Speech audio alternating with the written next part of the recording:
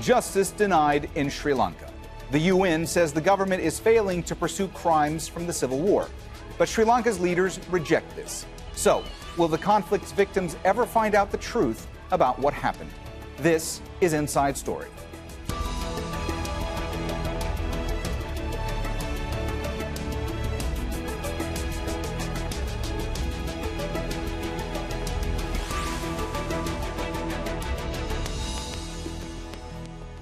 Hello and welcome to the program. I'm Mohammed Jamjoom.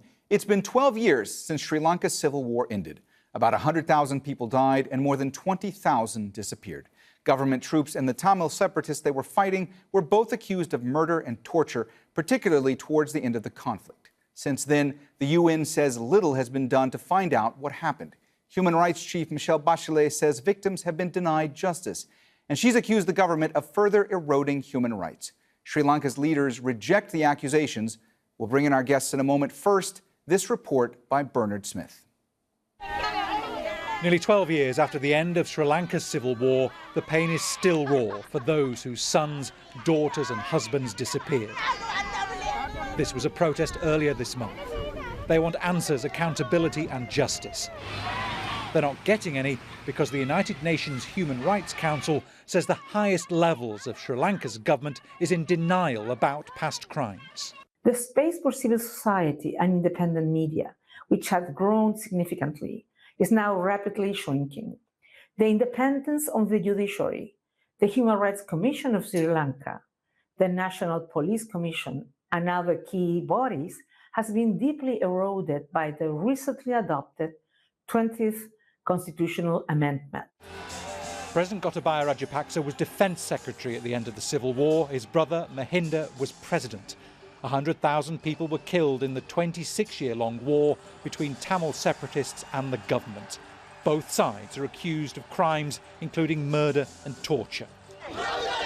And now the UN says minority groups are facing more discrimination. This protest in February was a rare combined march of Muslims and Tamils with a long list of complaints, including trying to get education in the Tamil language and oppressive police surveillance of Muslims. Sri Lanka's government rejects all the allegations made in the report, including claims it uses divisive rhetoric. Sri Lanka's constitution guarantees, as I mentioned before, fundamental rights of all citizens. And anyone can canvass under the fundamental rights. And also, Sri Lanka, in the last few years as well as today, we have all our programs, economic, social or other beneficial programs, all are equally enjoyed and implemented from the north to the south. Leela Nadaraja's son was taken away by the military at the end of the war. She's no idea what happened to him, but is convinced he's still alive. Her story is the same for thousands of other families. What we see now is that they're trying to make us fed up and stop the protests, so we can't trust them. We will have to go to the international community to get our children back, as we have realised that there is no point going to the government here. The UN's High Commissioner for Human Rights has urged member states to consider prosecuting alleged crimes in Sri Lanka to try and get answers for the thousands of people like Leela. Bernard Smith, Al Jazeera. As you heard there, the UN says the 20th Amendment to Sri Lanka's constitution has further eroded human rights. So, what's changed? Last October, Parliament overwhelmingly approved giving the president more power. Gotabaya Rajapaksa can remove any minister, including the Prime Minister, and he can dissolve Parliament a year after its election. The president has full immunity from prosecution, and he can appoint top judges, the police chief, and the heads of the electoral and human rights commissions. All right, let's bring in our guests from Colombo. Paikiasothy Saravanamuttu, a political analyst and chief executive of the Center for Policy Alternatives. In Beijing, Palitha Kohona, Sri Lanka's ambassador to China. And in London, Dharsha Jegatheeswaran, a human rights lawyer. Thank you all for joining us. Palitha, let me start with you today. UN Human Rights Commissioner Michelle Bachelet said on Wednesday that 12 years after the end of armed conflict in Sri Lanka, domestic efforts to ensure justice for the victims have failed. What is your response to that? I have a number of comments on that. First and foremost, I think what Michelle Bachelet, a very senior UN official and a former president of Chile, has misunderstood her role. I do not think, as a former UN employee also and a senior official at the UN, that it's a job of the High Commissioner to tar and feather countries. Her job is to assist countries, all countries, not only Sri Lanka, to improve their human rights performance. Her job is to make the world a better place, not to go around identifying countries and finding fault with them and making suggestions to penalize them. And also what is most important is that she bases herself on reports which have been debunked over and over again.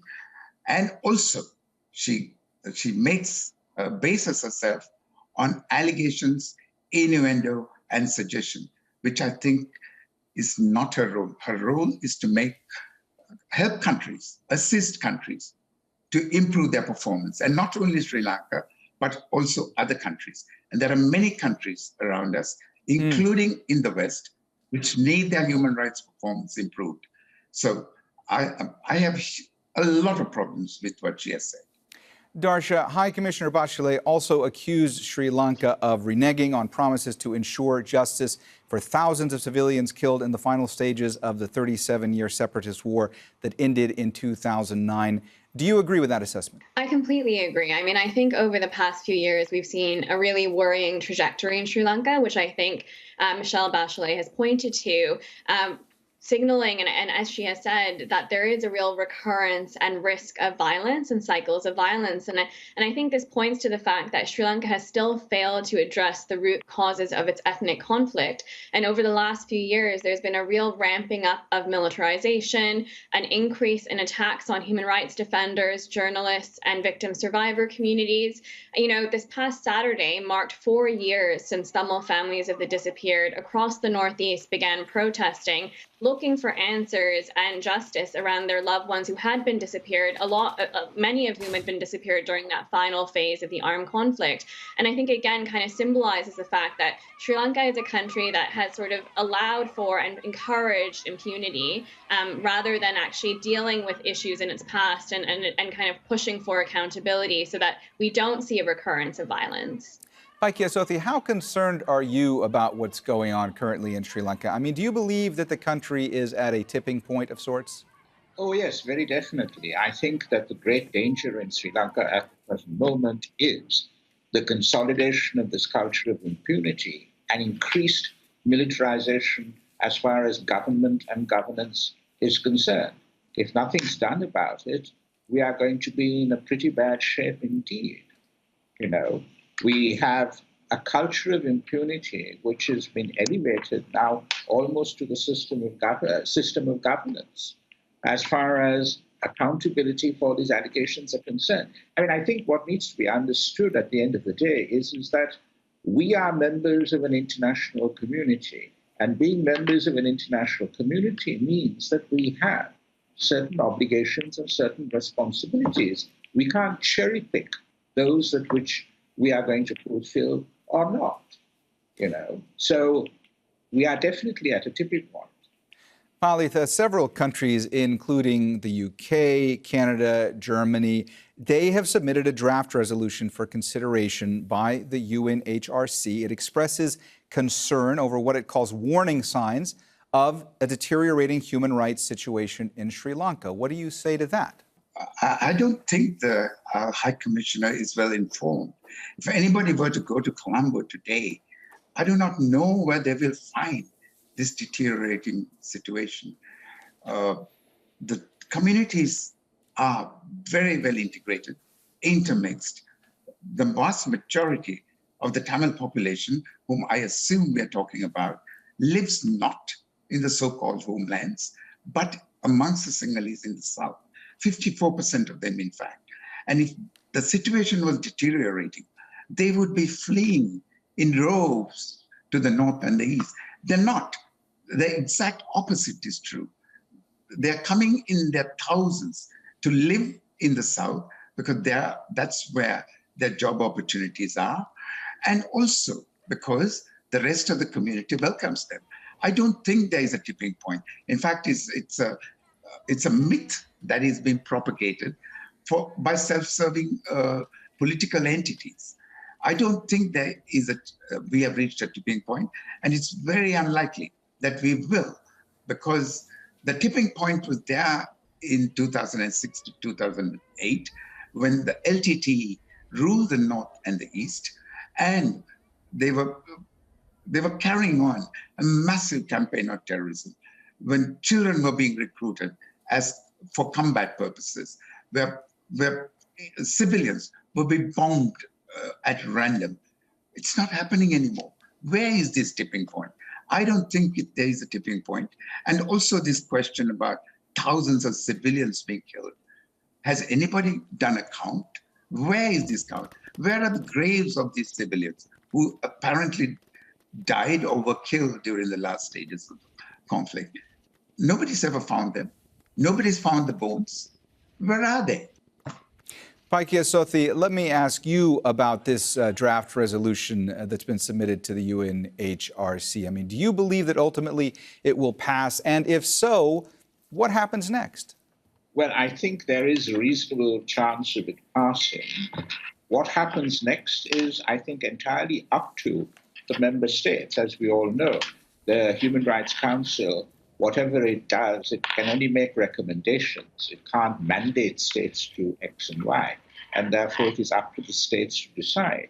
The High Commissioner has talked about individual sanctions, travel sanctions, freezing of assets. She has urged countries to consider universal jurisdiction and going to the International Criminal Court.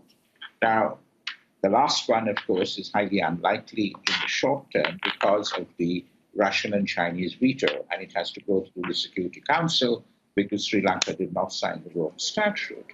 But nevertheless, I think there are steps that can be taken by individual countries in fulfillment of this resolution and the recommendations.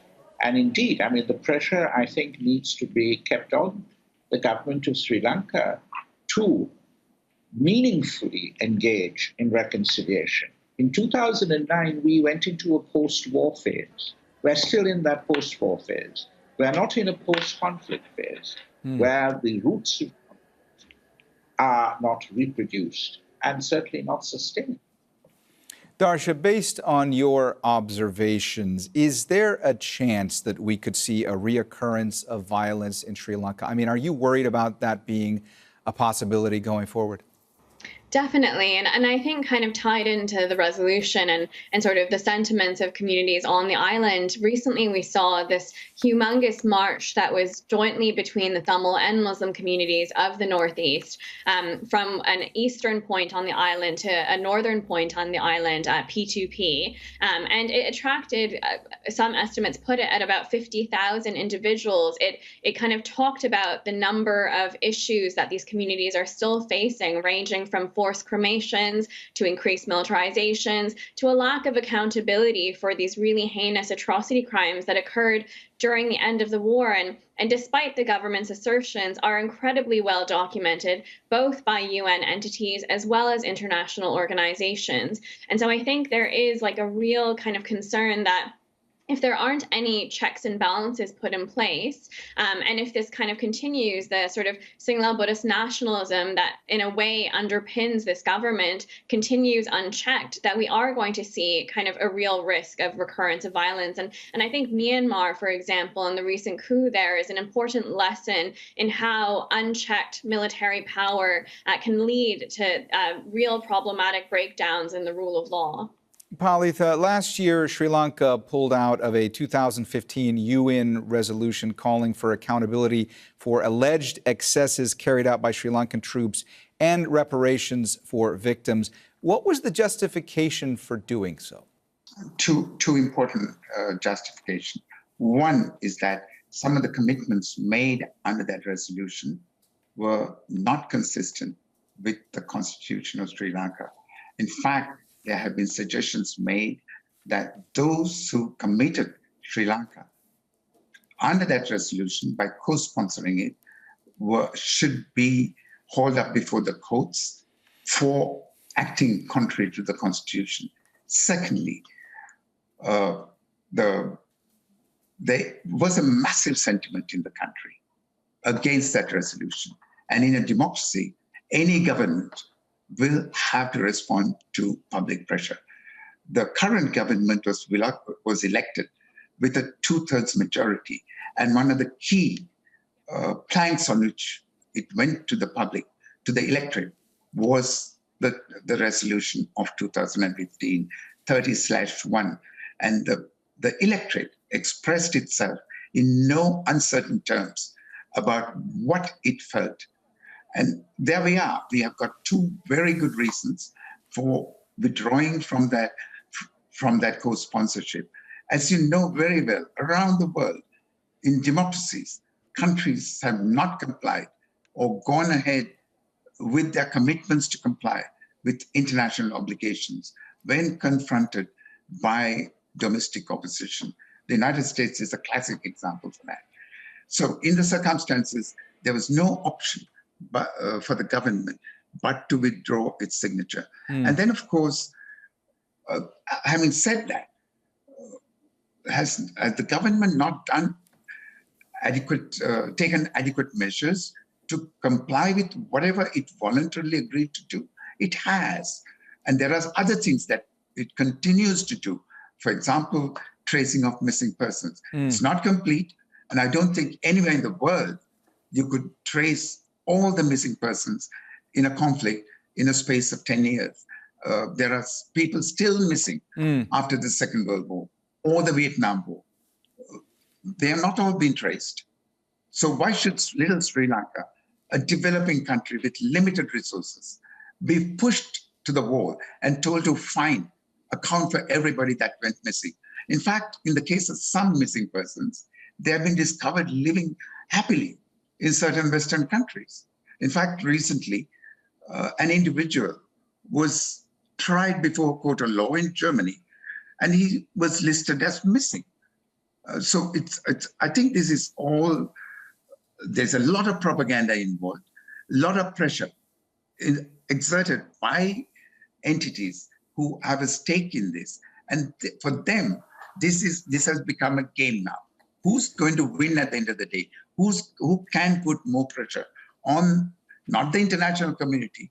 It's only certain Western countries who respond to this type of pressure. The question is, I'm sorry to interrupt. It's just that we're starting to run out of time. So I just want to. It looked to me as though Dharsha may have wanted to jump in and respond to some of what you were saying. Dharsha, please go ahead. I mean, I think it's sort of ridiculous to kind of dismiss the calls of families of the disappeared across the island who have loved ones who were taken and disappeared by perpetrators that were primarily the Sri Lankan state. This kind of allegation that these individuals are in the diaspora and, simply recorded as missing doesn't line up with the facts. Sri Lanka continues to remain the country that has the second highest number of complaints filed with the UN Working Group on Arbitrary Detention. A lot of the women who are protesting on the roads right now spent years after the war ended going from military camp to police station in groups to protect themselves from being potentially disappeared and possibly sexually assaulted, looking for their disappeared children, their husbands, their wives. And, to the question of where these individuals are, well, if the government is so confident that this issue is one that they're not afraid of handling, then why try so hard to suppress the voices of the families of the disappeared? A mother that I spoke to last week said that she was being visited multiple times a day by intelligence officers, and that's true of women who lead these protests across the north and east. Their police are taking out court orders to prevent them from protesting, while the military continues to have parades in the south, and we're told that these so-called court orders are because of COVID. So I think it's just such a shame that the Sri Lankan government fails to recognize the pain and suffering. An enforced disappearance takes such a psychological toll on the family members of the victim, and to not address these issues, and the fact that the government and its representatives still today are denying the very fact of those disappearances and the importance of addressing them is to me the perfect example of the Sri Lankan government's attitude towards its subnational populations, whether that be the Tamil community or the Muslim community, and again reiterates the need for international intervention. Paikiasothy, I want to ask you about this 20th constitutional amendment. There are many groups that have expressed concern that the independence of the judiciary in Sri Lanka, as well as other bodies such as the Human Rights Commission, that they have been significantly weakened by this constitutional amendment. What have the ramifications of this amendment been throughout the country? Well, effectively, what the amendment has done is to remove any checks or balances on the exercise of executive authority and power by the elected president. We had a constitutional council. It was by no means perfect, but at least it vetted, if you like, the various appointments to state institutions, as well as judges, etc. Now, of course, the president will appoint, and there is a parliamentary council which will just give their observations as to who he chooses. And getting their observations in itself is not mandatory either. So what we have here is the consolidation and centralization of power in the office of one person, which is, has terrible repercussions for democracy, for the whole question of the institutions and processes of democracy in our country.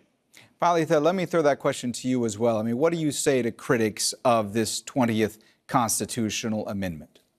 First and foremost, the 19th Amendment, which the 20th sought to replace, was not the most popular amendment in the country. This was very clear, abundantly clear, in the way the electorate voted at the presidential election and the parliamentary election. A government that has had the mandate to make these changes obviously has to respond to that mandate, deliver on that mandate. And I don't think it is now appropriate or even permissible to say, oh, the government did the wrong thing. The government went to the electorate with certain promises and it has delivered on them. And then one more point I need to raise. The ridiculousness is not about the government denying or denying the existence of disappearees. The ridiculousness is about keeping on making this allegation over and over again ad infinitum without any substantiation. You could stir up the population. You could stir up certain segments of the population to march up and down the streets. It's not a difficult thing in a modern democracy. With modern communication facilities, you can do that. And it's being done over and over again in Sri Lanka. And so let me finish on this point. To say that mothers are crying, of course I cry for those mothers who've lost their loved ones, for the sisters who have lost their brothers, for the fathers who have lost their sons and daughters. Yes, I cry for them too. But to keep on making this allegation without any substantiated, any concrete substantiation, I think it reeks of propaganda and political grandstanding. Dharsha, we just have less than a minute left. I just want to ask you very quickly about the chilling effect all of this has had on civil society in Sri Lanka.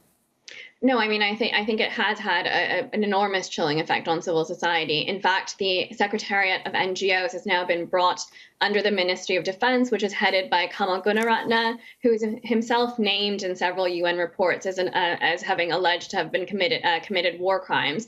And so a number of civil society organizations across the North and East and across the island, in fact, have really self-censored to make sure that they can survive this regime. And that includes kind of families of the disappeared who, despite the government's real efforts to silence their claims, continue to protest on the roads because what they really want is to be reunited with their loved ones, or at least know what happened to them. All right, we've run out of time, so we're going to have to leave the conversation there. Thank you so much to all of our guests, Paikiasothy, Saravanamuttu, Palitha, Kohona, and Dharsha Jegatheeswaran.